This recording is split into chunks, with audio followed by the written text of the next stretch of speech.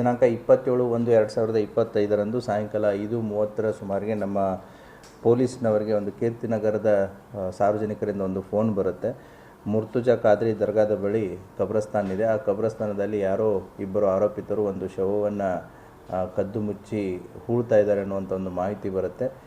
ಆವಾಗ ಜಲನಗರ PSI ಮತ್ತು ನಮ್ಮ ಜಲನಗರದ ಸಿಬ್ಬಂದಿಯವರು ಅಲ್ಲಿ ಹೋಗಿ ನೋಡಿದಾಗ ಇಬ್ಬರು ವ್ಯಕ್ತಿಗಳು ಒಂದು ಶವವನ್ನು ನೆಲದಲ್ಲಿ ಹೂತಾಕ್ತಾ ಇರೋದು ಕಂಡು ಬರುತ್ತೆ.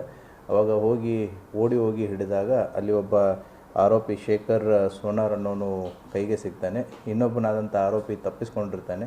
ಅವನು ಯಾರು ಅಂತ ವಿಚಾರ ಮಾಡಿದಾಗ ಯಾಸಿರ್ ಕಣ್ಣೂರ್ ಅನ್ನೋಂಥ ಇನ್ನೊಬ್ಬ ಆರೋಪಿ ಕೂಡ ಗೊತ್ತಾಗುತ್ತೆ. ಸೊ ಸತ್ತವನು ಯಾರು ಅಂತ ಚೆಕ್ ಮಾಡಿದಾಗ ಅವನ ಹೆಸರು ಶಿವರಾಜ್ ಶಿರಾಳ್ ಶೆಟ್ಟಿ ಅನ್ನೋನು ಇರ್ತಾನೆ.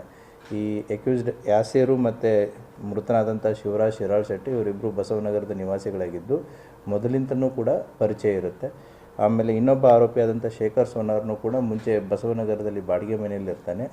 ಇವನಿಗೆ ಯಾಸೀರ್ನ ಪರಿಚಯನೂ ಕೂಡ ಇರುತ್ತೆ. ಅವತ್ತಿನ ದಿನ ಏನಾಗಿದೆ ಅಂತಂದರೆ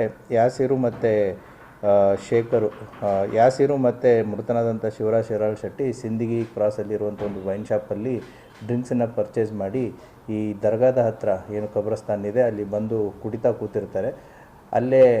ಅದೇ ಸ್ಥಳದಲ್ಲಿ ಇನ್ನೊಬ್ಬ ಆರೋಪಿಯಾದಂಥ ಶೇಖರ್ ಸೋನಾರ್ನು ಅಲ್ಲೇ ಇರ್ತಾನೆ. ಇವರಿಬ್ಬರು ಕುಡಿತಾ ಇವರಿಬ್ಬರ ಮಧ್ಯೆ ಮಾತಿಗೆ ಮಾತು ಬೆಳೆದು ಒಬ್ರಿಗೊಬ್ಬರು ಬೈಕೊಳ್ಳೋದನ್ನು ಸ್ಟಾರ್ಟ್ ಮಾಡ್ತಾರೆ. ಆವಾಗ ಯಾಸಿರ್ ಕಣ್ಣೂರು ಈಗೇನು ಮೃತನಾದಂತಹ ಶಿವರಾಜ್ ಶಿರಾಳ್ ಶೆಟ್ಟಿಗಿದ್ದಾನೆ ಅಲ್ಲಿದ್ದಂಥ ಚಪ್ಪಡಿ ಕಲ್ಲಿನಿಂದ ಮೊದಲು ತಲೆಗೆ ಹೊಡಿತಾನೆ. ಸೊ ತದನಂತರ ಇನ್ನೊಂದು ಕಲ್ಲಿನಿಂದ ಆತನನ್ನು ಜಜ್ಜಿ ಕೊಲೆ ಮಾಡ್ತಾನೆ. ಆಮೇಲೆ ಆ ಶವವನ್ನು ಅದೇ ಕಬ್ರಸ್ತಾನ ಇರೋದ್ರಿಂದ ಆ ಶವವನ್ನು ಅಲ್ಲೇ ಹೂಳೋದಕ್ಕೆ ಪ್ರಯತ್ನ ಮಾಡ್ತಾನೆ. ಅದಕ್ಕೆ ಈ ಶೇಖರ್ ಸೋನಾರ್ನು ಕೂಡ ಕೈ ಜೋಡಿಸ್ತಾನೆ. ಆ ಹಿನ್ನೆಲೆಯಲ್ಲಿ ಇಬ್ಬರು ಆರೋಪಿತರುಗಳನ್ನು ಈಗಾಗಲೇ ಅರೆಸ್ಟ್ ಮಾಡಿ और नए न्यूज़ों के लिए देखते रहिए अपना चैनल TV22 न्यूज़।